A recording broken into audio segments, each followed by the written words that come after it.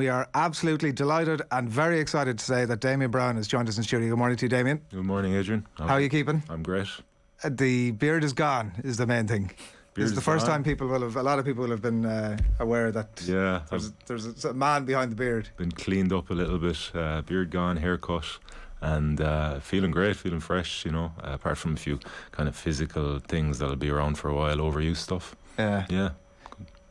Do you get attached to the beard, or are you like, I'd like it off now and I feel a restorative aspect of actually it being off, or how do you feel about it? No, I wanted it off immediately. Did you? Yeah, but we have a documentary in progress and they wanted to do interviews and some shots and that sort of, so I said, lads, you got 10 days and then it's coming off, so I was very very happy to see it go. It's I was finding bits of food in it there some days, which was grand on the ocean, like. Happy days. Yeah, exactly.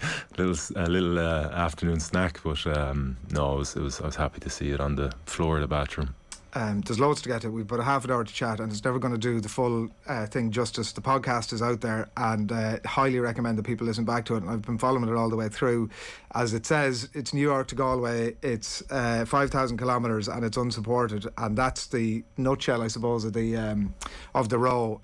What have the last 10 days been like for you since you've been back and readjusting almost? The first 36 hours, I didn't know right from wrong, up from down. It was a bit of a whirlwind, I think it would have been that way anyway, but the way things ended on the Monday night, Tuesday morning kind of accentuated that fact, but then since then it's just been a kind of slow wean back into, I suppose, everyday life and routine, and I felt pretty good, surprisingly, because I was a little bit concerned about that getting back into society.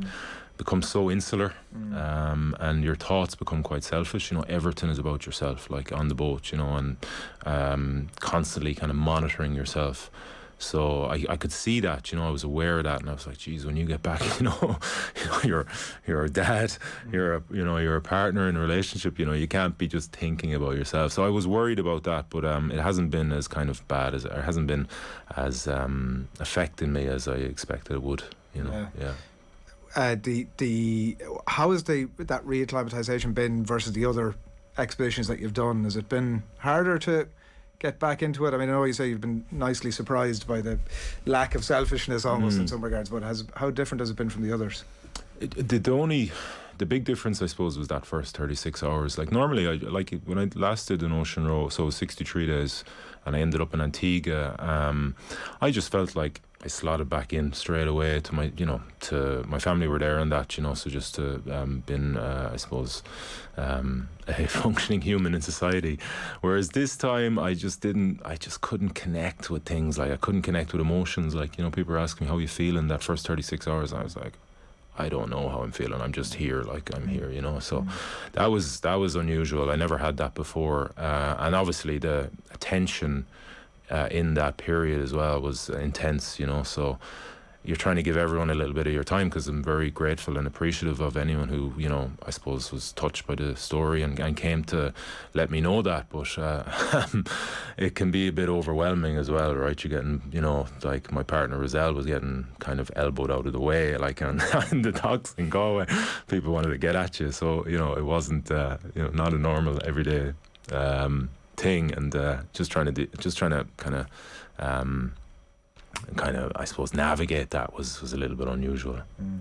The symbolism nearly of the Manhattan skyline, Damian, kind of disappearing behind you, and like obviously Gussie was on the boat as well, Fergus was on the boat at that point as well. Did that in any way heighten how big a task it was going to be? Because you're thinking then, with Jesus, Galway, if we took a flight to Galway from here, it would be fairly arduous, So did that kind of put things into context for you when you saw the skyline slowly disappear in the rearview mirror? A little bit, like it was. So the skyline was one thing, and also the harbour itself, navigating that, like it's like this car park for giant cargo ships, So it wasn't as if we could just kind of switch off. We, had to navigate this. I presume it's one of the busiest harbours in the world, right? It's New York and Newark and New Jersey all in one. So at one point we were leaving, and there was one of those big Danish Maersk, I think they're called, the Danish shipping company.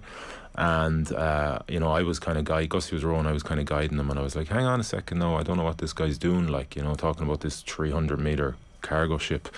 And all of a sudden the engines cranked up, and like normally there was a bit of radio communication between us and the other ships, and we tried to hail them, didn't hear anything. And literally, if we had kept going, like, this thing just, I don't know if he didn't see us, I probably didn't, like, and he just, like, right in our line, about 50 metres 75 metres in front of us, like. So, you know, this is the things you kind of had to deal with. So that was and a time where we had to be hyper alert, you know, to what's happening, because there's a lot that can go wrong there. Once we were clear of that and kind of the last ships, and I'm talking that took about a day and a half to get through all of that, you know, we kind of could relax a little bit, you know, because you're in a grand expanse then. What was it? I followed the pod all the way through, and it kind of felt like, even though obviously ultimately it was just yourself, and before that for the 13 days with yourself and Fergus, it felt like there was a cast of characters almost, like between Cushing and McCree, the weather, the water, the various elements, the para anchor. It just felt like this cast of characters that every day you were getting a bit of an update on. You know, there was a real humanisation of non-human things almost in a lot of ways. Yeah, especially with Cushing and McCree, because I mean, without her, right, I don't get across. Like, it's kind of your, like, valiant steed, nearly, to a certain extent. It feels like if you feel an emotional attachment to the boat. You do, yeah, because she guided me through such adversity, such crap, like with the weather, you know, like the storms and everything, and she took such a beating. So you become, like, she becomes a kind of like like you said, a human character nearly, and you become very grateful for her resilience and her propensity to take a battering and to keep going, you know. So she was, and that's the way I talked about her on the podcast, us, and she was like she took Gussie's place as the kind of second in command as we trucked along.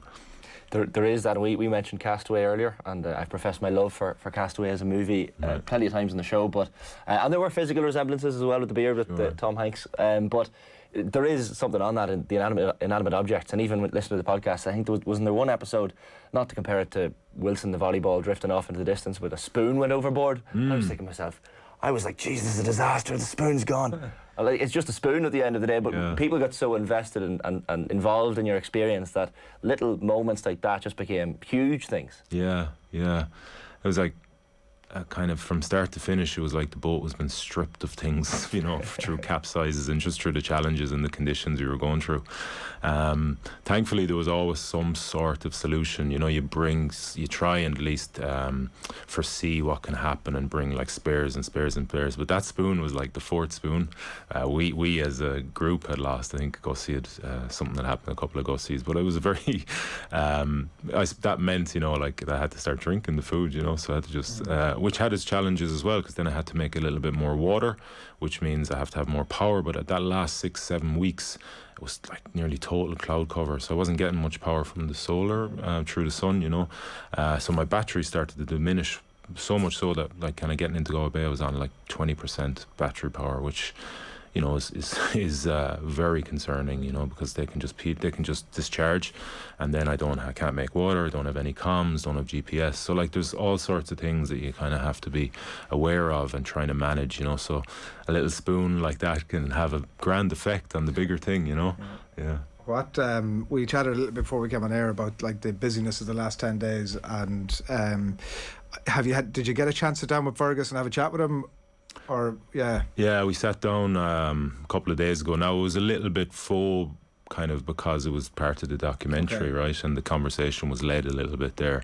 But first and foremost, when I saw him on the dock in Galway, like, I didn't know, like, I had a lot of anger and resentment towards him at times when things got really tough, like when I was blown back time and time again, facing headwinds. Because if he was there, that, you know, the boat would have never really gone backwards, only in very, very big conditions. So it kind of ground me down a little bit. I was fine for a few weeks. The first few weeks it didn't bother me, but when like it got really, really tough, that's just where my emotions went, you know, and he became the kind of projection of them, you know, as an entity, but when I got through the islands in the Aran Islands, through Inishmaan and Inisheer, and I felt like that was always the, I suppose, picture that I felt. I always felt Galway Bay was safe. Obviously, you know, the reality was a bit different. But so I had this, like, that meant that I had this, I felt like I'd kind of accomplished what I wanted to accomplish, and I had this kind of wash of forgiveness, like this huge, like, you know, I was very aware of it, you know, that like, I wasn't angry with him anymore. It didn't really matter. It didn't serve me in any way to have any sort of negative emotion towards him. So, when I saw him on the dock, it was, you know, it was, even though there was still an unknown how I'd react, I was kind of very happy and content to see that. I was delighted to see him, and he looked great, and yeah, so I was kind of nearly waiting to see how he'd react when in his presence, you know, and then the reaction was very positive, so that was great. Anger is a big emotion. Yeah, well, I had some big emotions out there. Yeah, because the extremes of it, you know. And the fact that I had no real outlets, you know, so it just built and built and built. Because it felt like, listening to the pod for the first couple of weeks, there was a tension there between you, almost even over that period of time, where he was clearly struggling with the workload, and you were just hungry for miles. Yeah. Is that fair enough? Very much so. Yeah. We had a massive blowout in New York just before we were about to leave, and that was all to do with the pressure, the unknowns. You know, we'd been running around New York for 16, 17 days, no like space to relax, you know. So I think it just built and built and built, and probably left a little bit of a hangover. But you know, just you know, I didn't find that first 2 weeks particularly hard, and he did, you know, and I was pushing him like crazy, pushing first, because I knew the importance of getting away from New York, and that there was make and break, and he wasn't really, like, he was doing the work, like, he's a really good soldier like that, he'll do the work, but he was, outside of that, he was really kind of struggling with his own kind of frustrations, you know, and that was kind of having a little bit of effect on me, even though I was trying not to let it affect me. So I think that just built the tension, you know, in the relationship. But I'm happy to say once I kind of completed what I wanted to complete, it was all good. Yeah, and like in some ways almost I remember we chatted to you a couple of times before you went, and it was never designed. I remember asking you at one point, like, what happens if only something happens or whatever, and you were like, not even counting. I'm sure it was in your thoughts somewhere, but you weren't countenancing the idea that it was anything but a two-man effort. But in some ways, almost given that aspect of it, and as I said, you wouldn't have designed it that way, but like that couldn't have continued for whatever it would have been at that point, 90 days or whatever. Like, in some ways, while you never would have designed it that way, maybe that was for the best. Yeah, I think that's the reality of the situation. Maybe it was for the best, you know, because as you like, what would have happened, I don't know, but it wouldn't have been good, you know, if that had continued. Some sort of volcano was kind of rumbling, and it was going to blow up, like so. Now, saying that though, I did see him come round a little bit, like, because he was really struggling day 8, day 9, day 10. I think you could see it in his eyes, like he was fearful, he was scared, he had the realization this was like out of his probably capacities, unfortunately. And I don't know if he had some sort of acceptance around that or what, but like the kind of day 11, we got in the water at one point, and there was a few things you could see him kind of release a little bit of his own frustrations, but then physically he just broke down on day 12, and there was obviously there was no question he had to come off the boat. So the reality is that probably was the best thing that could happen, unfortunately. What the workload that you had to do then in his absence that you've mentioned, in terms of the mental aspect of it, physically, were you, like, how much extra did you have to do physically because he wasn't there? Would you have done roughly the same thing anyway, or was this an additional? Roughly the same time. I actually had to dial off a little bit myself even, so we were around 12 hours a day each, you know. And I had this kind of 5-day period post him leaving where that's what the demands I kind of placed on myself, but it was too much, and that was really difficult to accept, I have to say, because of my belief in my own capacities. But I was in this real state of frustration. It was hard conditions post him leaving, but yeah, that frustration was building and building, and I could see myself like it just wasn't sustainable, so I had to dial back. So I dialed back to 10 hours to start, and then I went to 10.5, and I built it up to where by the end of the expedition I was back to 12 hours and more, depending on the day. But yeah, it was the acceptance around that took 5 or 6 days, and it was tough to accept it. Yeah, it almost reminds. It's like Apollo 11 when Armstrong and Aldrin go down to the moon, and Michael Collins is left by himself then to kind of circle the moon and be alone in his own thoughts. Like, that isolation, was it heightened massively when Fergus left? Was there a complete change in your dynamic mentally? Yeah, it's a total different dynamic, right? So I think when you're in the presence of anyone, unless you're some sort of psychopath, you have to be affected by them and their emotions and what they're doing. And especially me, I had all the responsibility, I was leading that, so I was also watching him and what he's doing and trying to. He can be like, I mean, I'm not bashing the guy here. It's just he can be a bit lazy mentally, like, and especially when you're under such stress, So I kind of have to keep an eye on him, So it's very hard for me to concentrate on my own stuff, even though it's vital, like, because any movement or bad movement on that boat and you could be kicked off, or any mistake you make. So you have to be, very tuned into how you're moving around the boat and how you're behaving. So when he had left, then it was basically a case of kind of, even though I'm very comfortable in my own company, clearly.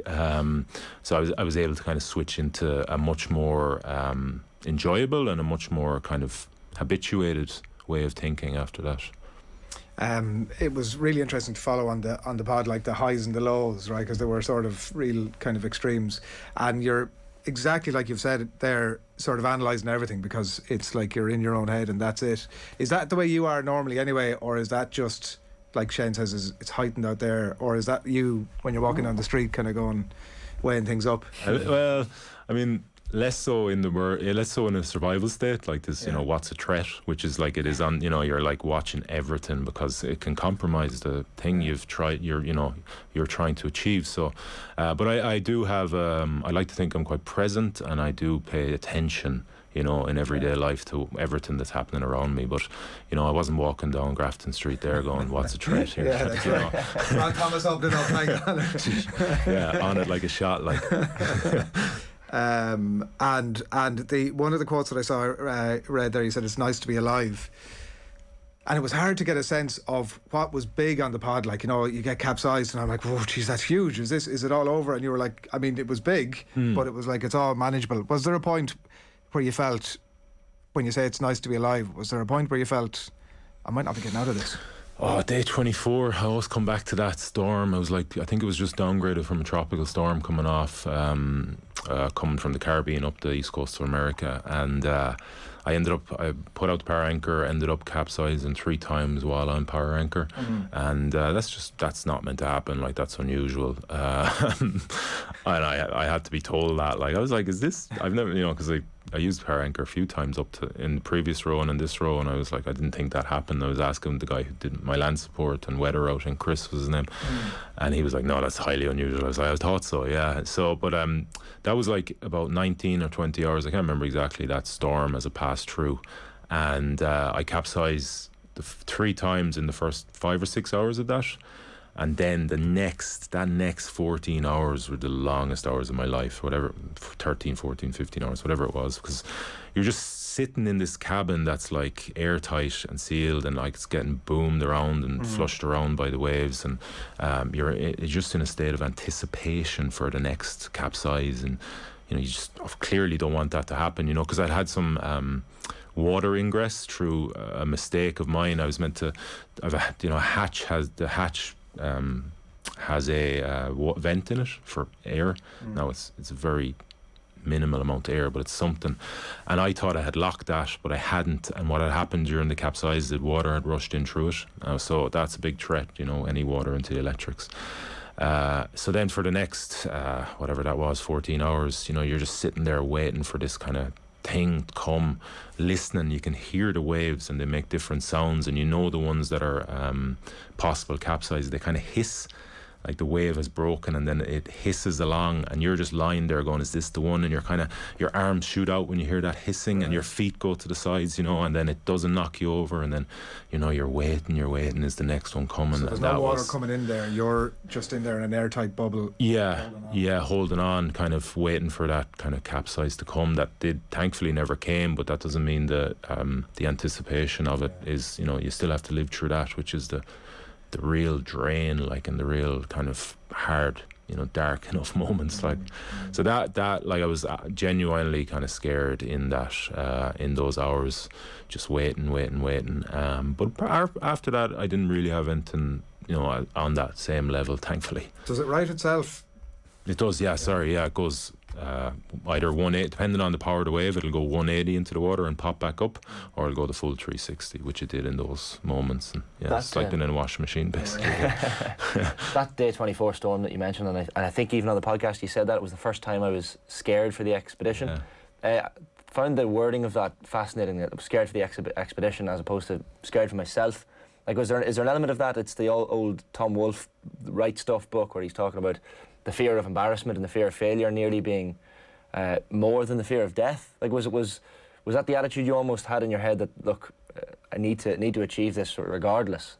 So you're almost having a fear of not accomplishing it above all else. Yeah, exactly. Yeah, and that comes back to that piece I was talking about, just being really attentive around all the kind of threats that are out there and trying to mitigate them. You know, that's where my concentration and focus goes, because, you know, I've put 3.5 years of work into it and made it, kind of realised it and got it going, and now it's time to actually kind of bring it to the other side of the ocean, basically, and that just, it doesn't happen from very little energy. It takes huge amounts of energy and focus. So, like, when you're out there, then that's all multiplied, right? You know, you're watching everything like a hawk, and the big threat and the big worry is failure, and not achieving what you want to achieve. So that's where my focus goes anyway, to where, you know, the things that can stop us. And on that day, water ingress, you know, frying all the electrics, that would mean game over. Like, I'd be safe, right? You know, still doesn't mean I wasn't scared, but, you know, if I'd just be rescued then after that, but the whole thing would go down the drain. And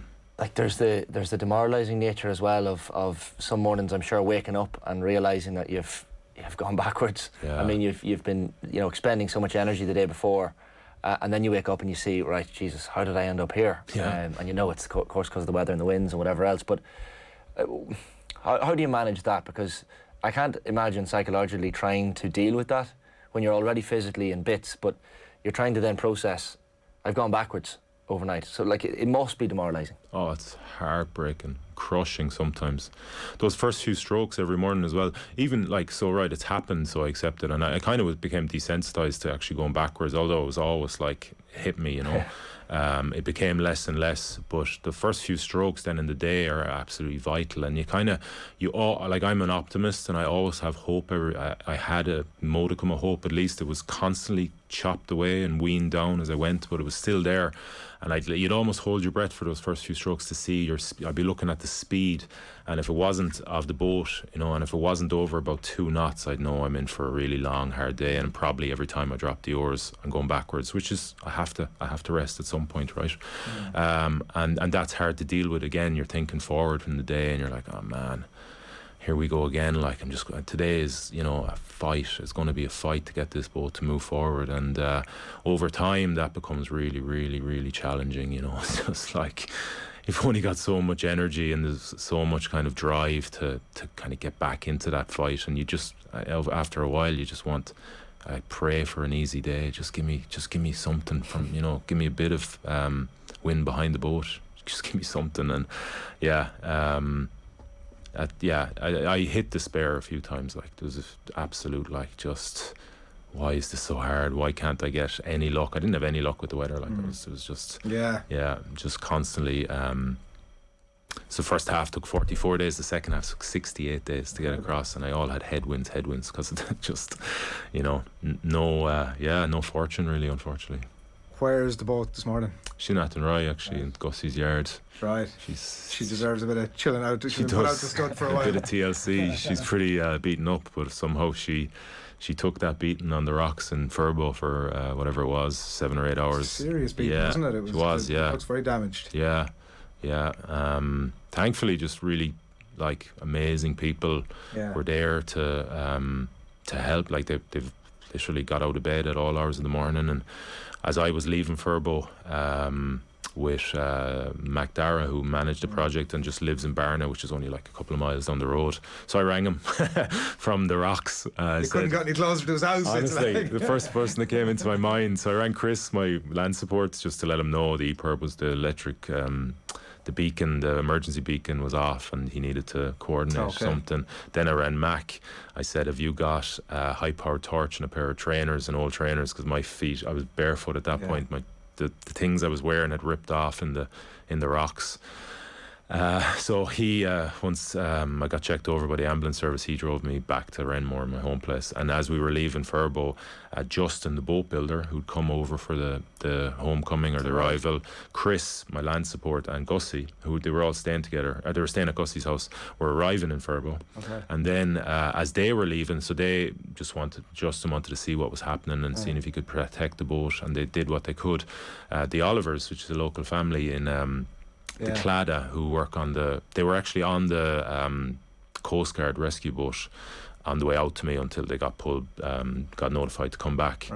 Thankfully, because there was no need. But so they came out to Furbo and they brought a load of tyres and protected the boat, and then a load of locals the next morning helped as well. And you feel that attachment with it. You want to protect it. You don't want you don't want to lose it. It's been so important to you. Yeah, absolutely. Yeah, and I must say, like that night, like the way it ended, I didn't have a great perspective on Everton, and I just thought failure. Like I thought it had ruined. I thought the boat was ruined. I thought I was pretty down now, I must admit. But it kind of, talking to some people and hearing their perspective kind of gave me much better. You can't see the woods from the trees, right? So, can I ask you, because I was having a WhatsApp conversation with somebody that morning, and I was like, we were both following the pod and we were chatting away about it, and I was like, oh geez, I can't believe it, he got so close. And my mate was like, what are you talking about? It's unbelievable. It's like he's done it, and it was. I'm sure that was maybe what was going on in your head to a degree. Yeah, absolutely. I was definitely coming at it from your perspective, and Galway was 6 or 7 miles away, and washing up on the rocks, and like I just couldn't get. I had this really clean image, I suppose, of the finish, and this almost romantic image. Even though you could argue the other way is a bit more romantic, and hearing people talk about it that way just gave me clarity, a bit more, of a kind of a better overview on what happened, and just was able to kind of come to terms with it a bit easier, like much easier actually. Just hearing people talk about that, that was probably a better way to finish. I don't know, but well, you'll never know. No, that's great, as you would say. That's fine. You live with that. Your the visualization was the thing that you kept talking about all the time, and maybe that was part of the attachment as well, even outside of the heroic nature of being able to do the thing of rowing in there. But that visualization that was almost, it felt at times like a magnet that was drawing you forward a lot, and then suddenly. It's a big accommodation then to have to say, well, it's not happening that way. But it was so much. It gave me so much. Coming back to your point, Shane, like about when I was at my lowest, there was some things I had to turn to, right, and those images that I had used for so long to make the project happen. And then in those moments became so important because, they're emotional, right? And emotion is energy, and I was able to kind of leverage that emotion and those imagery and get energy to kind of do what I needed to do every day, which was put in the work to get the boat to Galway. So I was very attached to them, and they came up a lot for me. There was actually times where I think I was so bloody tired that I actually couldn't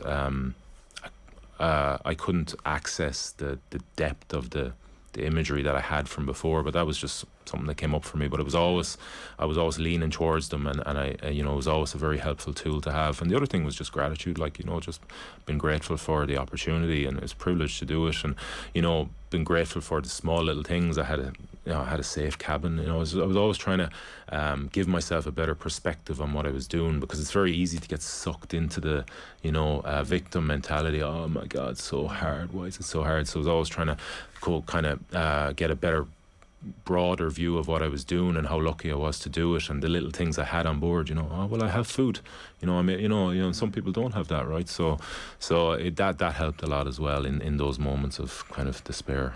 It's funny, the word inspiration is kind of bandied around and thrown around so often that it almost becomes a little bit cliched. But you referenced the people clambering for you when you get off the boat as well in Galway. But even like myself, I remember watching some of your old videos, climbing Aconcagua and Kilimanjaro, and I have to say myself and a couple of my mates probably only climbed. We did Kilimanjaro a couple of years ago. Probably only did it based on your videos. Right. Visited the Amani Children's Home as well, which I know you raised money for. Yeah. Probably only because we heard of it through yourself. Yeah. But like, is that something you're now aware of? Are you more appreciative or aware of the inspiration that you might have on other people? I know the social media aspect probably gives you a fair idea, but there's a real tangible impact you're having on other people, I suppose, as well. Yeah, I find it hard to access it, I must say. Like, I love, like, I mean, the words are lovely and people say really nice things, but and I don't know if this is the right thing, but I kind of let it go, like, I don't get caught up in it too much, or like, say for example, when I make a podcast or do one of those videos, I never think about it again. I never go back and watch. I just try and be as authentic as possible and kind of give people an insight into the story, because I find that well, clearly I like challenge, and I think it's a really for me anyway, it's an important thing to bring into my life, and it gives me a lot. So that's the thing that's the message, I'm trying to I suppose convey, like, on a broad scale, is to find something you love in life and challenge yourself through it, and it'll give you lots. So once I feel I've kind of hit those notes, I'm pretty happy with it, and anything else that comes from it, great. And but yeah, in terms of kind of, I do struggle to connect with that whole like inspiration thing. Like, I just try and be authentic, and if I am, that's enough for me. Like, and if people get something from that, fantastic. I definitely felt, listening to you this morning and listening to the podcast, that it was just all a metaphor for something. Obviously, I'm doing it as I'm going about my day. I'm listening to what's going on, and you're having a very different experience of that. But I certainly felt as if all the different challenges were a metaphor for something else. And again, kind of listening to you, maybe the same thing kind of this morning. What's the plan for Cushla then? Will you leave her be for a while anyway? But yeah, we'll get her fixed up. Back to Justin, who built her. Like, it's a testament to his build. And again, something I was conscious of with the end in mind here is to you get people involved in your team who are passionate about what they do and love what they do, and he just absolutely loves building boats, and he does it to the highest quality. He puts his heart and soul into it. So get it back to him, he'll fix her up, and then we kind of, so Project Empower was the name of the project, and we want to use what we've kind of built. I think it's got a good following, and it's a platform now for people to row an ocean, and kind of what you alluded to there. I feel rowing an ocean is like a condensed life of challenges, so if you have that experience, it gives you a lot to deal with the everyday stuff that comes up when you're back in land, so I feel it's a great thing to do. I think everyone should row an ocean, else it's not going to happen. But easy, yeah. It gives a great perspective on life. It's humbling, and you get to know yourself a little bit better. So we're going to use that platform to try and get other people, or give them the experience, anyone who's interested in doing it. So Is Everest, I know the whole Everest expedition, COVID got in the way the last time. Like, is that a case of unfinished business in your head, or what's the I know the 7 summits in particular is something you're mad keen to finish. So where is Everest in your head at the minute? I want to achieve it. I want to stand on top of the world. I want to challenge myself through it. Like, I find mountaineering it's a total different beast to ocean rowing. It's because there's like extreme physical and mental peaks in mountaineering because of the lack of oxygen, so you go into those states of hyperventilation, whereas ocean rowing is just this relentless beast. So I want to challenge myself, and trying to get to the highest point in the world, and kind of timeline, I'm not pushed with it right now. I'm thinking 2, 3, 4 years, whenever I kind of raise or refine the emotional energy to start a new campaign, you know, the training and obviously the fundraising and all that. You need that, you know. You can't go into it half kind of hearted or half full of energy. So yeah, it's probably the next thing again, you know, get back there and give it a good go. But for now, you know, I'm not pushed on timelines with it. Yeah, well, we're not going to push you on it this morning either. Thanks a million for coming in. I'm sure there's loads of stuff there's a million different things that we've never got to and that we're never going to get to, but I'm sure there'll be something else. The documentary's coming out. Documentary. There might be a book down the track. Hoping to write a book. I'm starting pretty soon. Yeah. Okay. Yeah. Well, look, we look forward to all that. It's been brilliant catching up with you. I'm sure you've loads of people to catch up with, loads of world events that have happened. I'm sure over the last while as well that you're like, oh. Did that? Oh, she's dead. Okay. And foods to catch up on. You think more than just supermarkets. Is that it? Exactly. Brilliant, Damien. Thanks a million. Thanks a lot. Cheers. You can check out, as Damien said, his Project Empower. If you want to check out his social handles, you get all the details on that, how you can get involved. You can donate to the chosen charities, and keep an eye out for that documentary upcoming as well. And Deep Roots podcast, brilliant listen, and plenty in it if you want to go back, even if you haven't caught it in real time.